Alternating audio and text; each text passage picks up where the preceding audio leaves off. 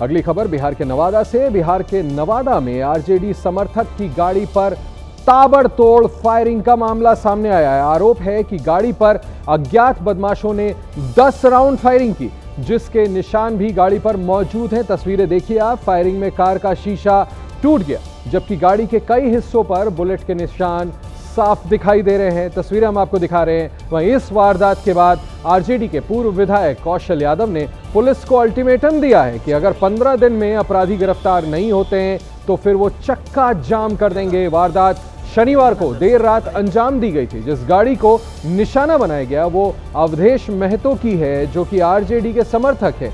गनीमत रही कम से कम की फायरिंग के वक्त अवधेश महतो गाड़ी में मौजूद नहीं थे। वहीं इस वारदात से इलाके में लोग अब खौफजदा हैं।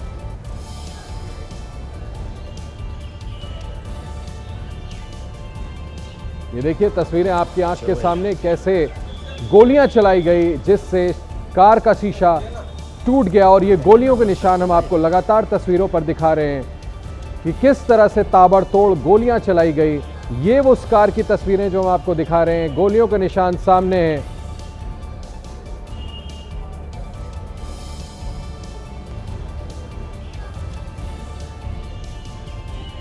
हम आपको लगातार ये तस्वीरें दिखा रहे हैं किस तरह से आरजेडी के कार्यकर्ता समर्थक के कार पे गोलियां चलाई गई।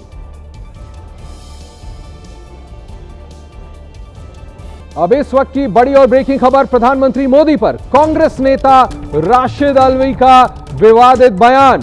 राशिद अल्वी ने कहा है प्रधानमंत्री मोदी की तुलना उन्होंने पाक सेना के पूर्व कमांडर अयूब खान से की है। उन्होंने कहा है प्रधानमंत्री ने अयूब खान से सीखी है मन की बात। राशिद अल्वी ने यह आरोप लगाया है। उनका विवादित बयान गिरिराज और बिधोड़ी पर भी किया है तीखा तंज। राशिद अल्वी का प्रधानमंत्री पर विवादित बयान और गिरिराज सिंह और बिधोड़ी पर भी विवादित बयान दिया राशिद अल्वी ने। पूर्व जो है वो सांसद रह चुके हैं, अभिनेता है रमेश बिधूड़ी, लोकसभा सांसद रह चुके हैं।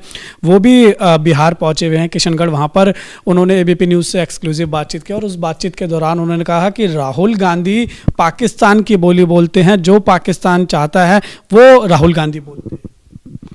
देखिए, अब इस तरीके की बातों का बीजेपी के नेताओं के पास मुसलमान, पाकिस्तान, वक्फ, यूनिफॉर्म सिविल कोड, 3 तलाक, इसके अलावा कोई बात ही नहीं है। और वो समझते हैं कि ये बातें करके वो हिंदू कम्युनिटी को खुश कर सकते हैं। लेकिन अब वो वक्त गुजर गया है और बिहार की जनता इनको इन बातों का जवाब देगी।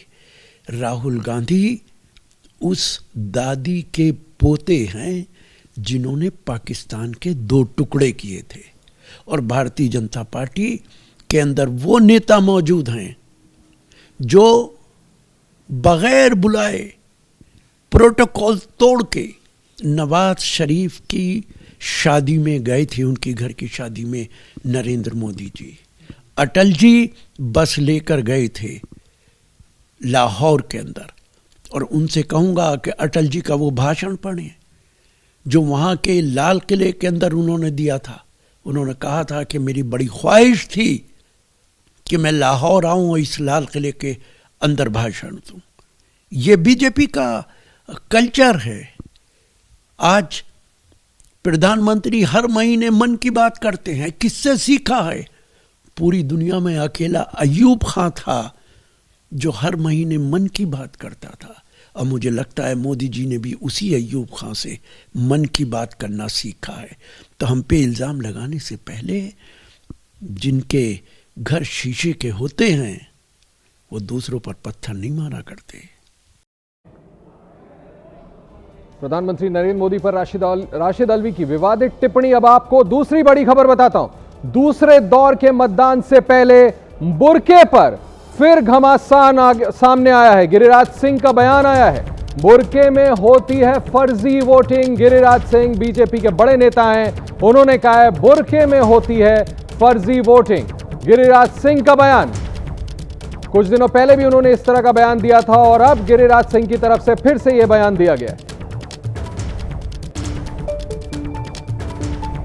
हमारी सरकार बनेगी, डंके की चोट पे कह रहा हूं। रोहिंग्या बांग्लादेशी को तो निकालना ही होगा, चाहे बांग्लादेशी 1971 में क्यों नहीं आया हो। डीएनए उसका निकाल करके सबको यहां से डिपोर्ट करना होगा, पाकिस्तान और बांग्लादेश।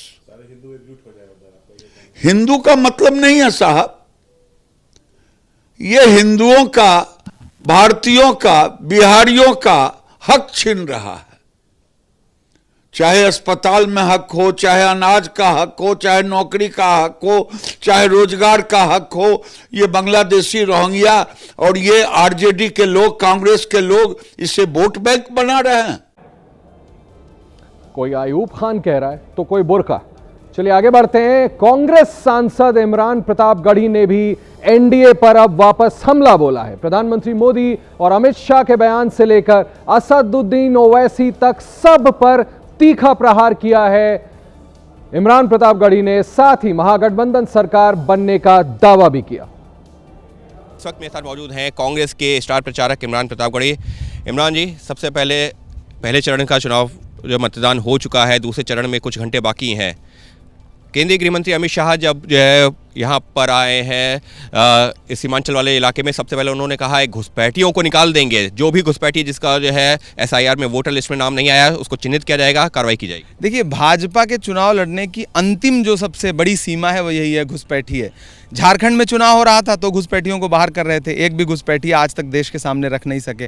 फिर दिल्ली में चुनाव आया तो दिल्ली में घुसपैठियों को बाहर कर रहे थे। दिल्ली में खुद गृह मंत्री जी रहते हैं, पूरी सरकार रहती है, उसके बाद भी दिल्ली में घुसपैठी आ गए इनके हिसाब से। यही सबसे बड़ा झूठ है। अब दिल्ली में चुनाव संपन्न हुआ तो फिर अब बिहार में आ गए, यहाँ घुसपैठियों की बात कर रहे हैं। दरअसल भाजपा और भाजपा के नेता सिर्फ और सिर्फ एक झूठा नैरेटिव बनाना चाहते हैं। अगर गृह मंत्री और गृह मंत्रालय के होते हुए देश में कोई एक घुसपैठिया भी आ जाए तो फिर तो गृह मंत्री को इस्तीफा दे देना चाहिए। लेकिन अब तो चिन्हित हो गया है और उन्होंने साफ तौर पर कहा कि ना सिर्फ देश के बाहर निकालेंगे बल्कि जमींदोज भी करेंगे जो अवैध निर्माण किया गया है। नहीं, जो चिन्हित किया है वो उनका आंकड़ा क्या है? कोई आंकड़ा दिया हो? एसआईआर में कितने घुसपैठिए आपको नजर आए, कितने विदेशी आपको मिले? आज तक तो कोई आंकड़ा ही नहीं दे पा रही है सरकार। पूरा झूठ है। चुनाव आयोग कुछ नहीं बोल पा रहा है, चुनाव आयोग की सहयोगी भाजपा कुछ नहीं बोल पा रही। इस सबके बीच में हम क्योंकि सीमांचल में हैं, यहाँ पर लगातार मुस्लिम मतदाताओं की बात होती है और जब मुस्लिम मतदाताओं की बात होती है तो ओवैसी साहब का जिक्र होता है। पिछली बार 5 सीटें हासिल की थी। ओवैसी साहब कड़ी चुनौती दे रहे हैं क्या? देखिए, सबसे पहली बात तो मुस्लिम मतदाता भी पहले मतदाता है। सिर्फ सीमांचल में आकर के आप मुस्लिम मतदाता की बात क्यों करते हैं? आप दूसरे जोन में जाकर के किसी और वर्ग के मतदाताओं को पर्टिकुलर उस नाम से तो वोटर उनकी संख्या ज़्यादा नहीं, संख्या जाता है तो वो भी भारतीय है ना, भारत के नागरिक हैं, तो वो हिंदुस्तानी मतदाता हैं। तो पहली चीज़ ये कि ये फ्रेम गलत है। दूसरी चीज़ ये कि लोकतंत्र में कोई भी चुनाव लड़े लेकिन कोई चुनौती नहीं है। इस बार सीमांचल हो, मिथिलांचल हो, पूर्वी चंपारण हो, सारे अलग अलग जोन जो हैं वो सीधे सीधे सरकार बनाने की लड़ाई लड़ रहे हैं। पाला खिंचा हुआ है, कोई एनडीए गठबंधन में है, कोई इंडिया गठबंधन में। बीच में ये जो वोटों को काटने की कोशिश करने वाले लोग आए हैं, इस बार बिहार की जनता उनके झांसे में नहीं आने जा रही। कांग्रेस सांसद इमरान प्रतापगढ़ी बोलते बहुत अच्छा है लेकिन अच्छी तरह जानते हैं चुनाव पोलराइज हो गया तो उसका काफी नुकसान उठाना पड़ सकता है। आगे बढ़ता हूं। बिहार के सहरसा जिले में आरजेडी नेता के बेटे की संदिग्ध हालात में मौत हो गई है। परिजनों के मुताबिक प्रीतम कुमार नाम का युवक रात में खाना खाकर सोने गया था। सुबह होने पर वो घर से बाहर निकला। बाद में परिजनों को उसकी मौत की खबर आई। लोगों की माने तो रिश्तेदारों से झगड़ा भी चल रहा था प्रीतम का। परिजनों ने मामले के खुलासे की मांग की है। पुलिस ने शव को कब्जे में लेकर पोस्टमार्टम के लिए भेज दिया है। वहीं पुलिस का कहना है कि पोस्टमार्टम रिपोर्ट के आने के बाद आगे की कार्रवाई की जाएगी। ये सामने आपके तस्वीरें। इनके मृत्यु का कारण अभी स्पष्ट नहीं है। हम लोग इसमें अनुसंधान कर रहे हैं। अभी हम लोग को आवेदन भी प्राप्त है परिजनों की तरफ से। हम लोग इसमें जो भी विधिक कार्रवाई है वो आगे करेंगे। आप खबर उत्तर प्रदेश के झांसी से, यूपी के झांसी से स्वास्थ्य महकमे की शर्मसार कर देने वाली तस्वीर सामने आई है, जहां पर नसबंदी कराकर अस्पताल से लौट रही महिला को एम्बुलेंस के स्टाफ ने रास्ते में उतार दिया। ड्राइवर ने कच्ची सड़क पर एम्बुलेंस ले जाने से मना कर दिया, जिसके बाद महिला को उसके घर वाले चारपाई की मदद से घर लेकर गए। देखिए तस्वीरें। तस्वीरें बंगला ब्लॉक से सामने आई हैं। महिला को एम्बुलेंस स्टाफ ने बीच में ही उतार दिया, तो इसके बाद उसके परिवार वाले उसे लेकर करीब 3 किलोमीटर पैदल चलकर अपने गांव पहुंचे। इस वीडियो ने स्वास्थ्य महकमे की पोल खोलकर रख दी है। साथ ही एक बार फिर स्वास्थ्य महकमे की असंवेदनशीलता को सामने ला दिया है। वहीं इस वीडियो के सामने आने के बाद अधिकारी जांच की बात कर रहे हैं। वहीं वीडियो सामने आने के बाद अब लोग भी प्रशासन पर सवाल खड़े कर रहे हैं।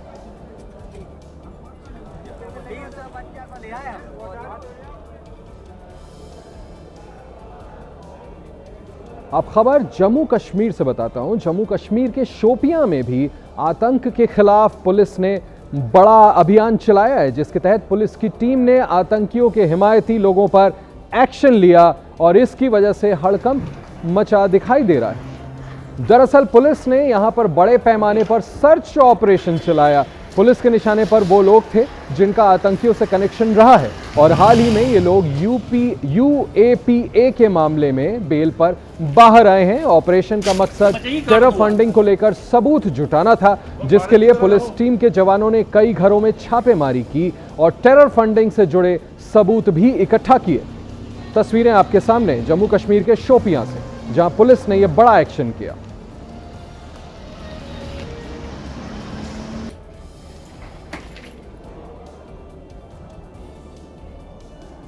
इस बीच बड़ी खबर आ रही है। गुजरात में एटीएस को मिली बड़ी कामयाबी। आतंकी गतिविधियों से जुड़े 3 संदिग्ध गिरफ्तार कर लिए गए हैं। नए आतंकी मॉड्यूल से जुड़े थे तीनों आतंकी। इस वक्त की बड़ी खबर हैदराबाद का बताया जा रहा है। एक संदिग्ध आतंकी। बड़ी खबर, गुजरात में एटीएस को बड़ी सफलता मिली है। आतंकी गतिविधियों से जुड़े 3 संदिग्ध गिरफ्तार किए गए। नए आतंकी मॉड्यूल से जुड़े थे तीनों आतंकी। हैदराबाद का बताया जा रहा है एक संदिग्ध आतंकी। इस वक्त की बड़ी खबर गुजरात में, फिर से बता दूं, एटीएस को बहुत बड़ी सफलता मिली है। आतंकी गतिविधियों से जुड़े 3 संदिग्धों को गिरफ्तार किया गया है। तस्वीरें देख रहे हैं आप, हैदराबाद का बताया जा रहा है संदिग्ध। गुजरात में एटीएस को यह बड़ी कामयाबी मिली है। 3 संदिग्ध हैं जिनको गिरफ्तार किया गया है। नए मॉड्यूल की बात सामने आई है। आतंकी गतिविधियों में शामिल थे। नए आतंकी मॉड्यूल से जुड़े 3 आतंकियों को गिरफ्तार कर लिया गया है। हैदराबाद का बताया जा रहा है इनमें से एक संदिग्ध। गुजरात एटीएस को मिली बड़ी सफलता।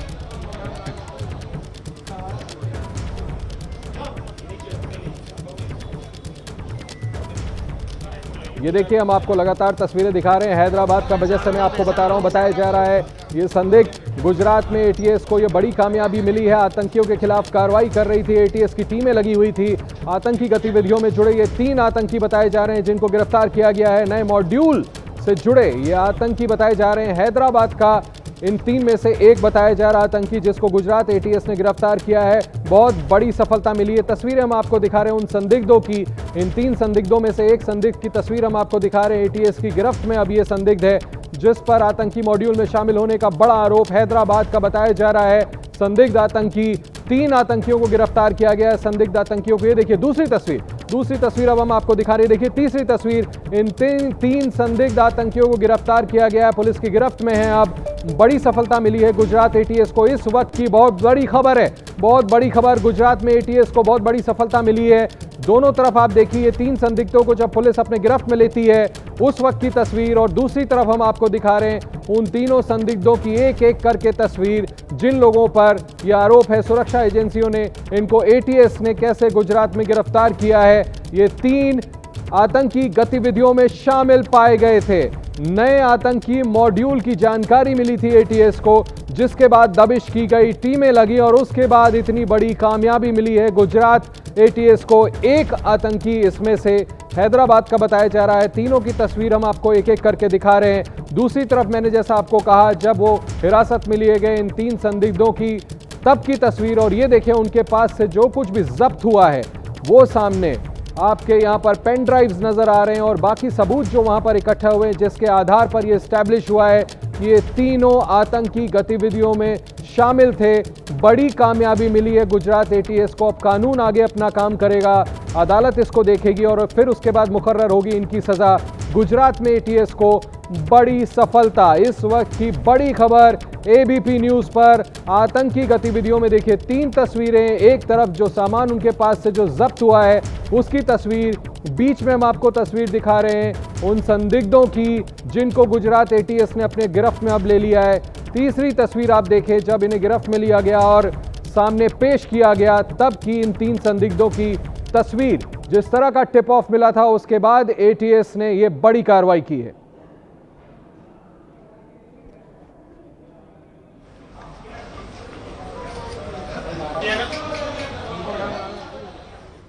अभी जो जानकारी मिल रही है उसके मुताबिक पिछले 1 साल से एटीएस के राडार पर थे ये संदिग्ध। काफी समय से एटीएस लगातार इन पर नजर बनाए हुए थी। इनकी एक एक एक्टिविटी पर ध्यान रखा जा रहा था और उसके बाद जब सभी सबूत इकट्ठा हुए इन संदिग्धों के खिलाफ बड़ी कार्रवाई, एटीएस को बड़ी सफलता। इस वक्त की एक और बड़ी खबर बताता हूं आपको हरियाणा से। सुरक्षा एजेंसियों, हरियाणा पुलिस को भी बड़ी कामयाबी मिली है। हरियाणा के 2 कुख्यात गैंगस्टर पकड़े गए। तस्वीर देखिए, जॉर्जिया और अमेरिका से हिरासत में लिए गए गैंगस्टर वेंकटेश गर्ग को जॉर्जिया से भारत लाया जा रहा है। बहुत बड़ी खबर। हरियाणा सुप्रिंटेंडेंट पुलिस के नेतृत्व में टीम जॉर्जिया पहुंची थी। अमेरिका में हिरासत में लिया गया गैंगस्टर भानु राणा अमेरिका से जल्द भारत डिपोर्ट किया जाएगा। भानु राणा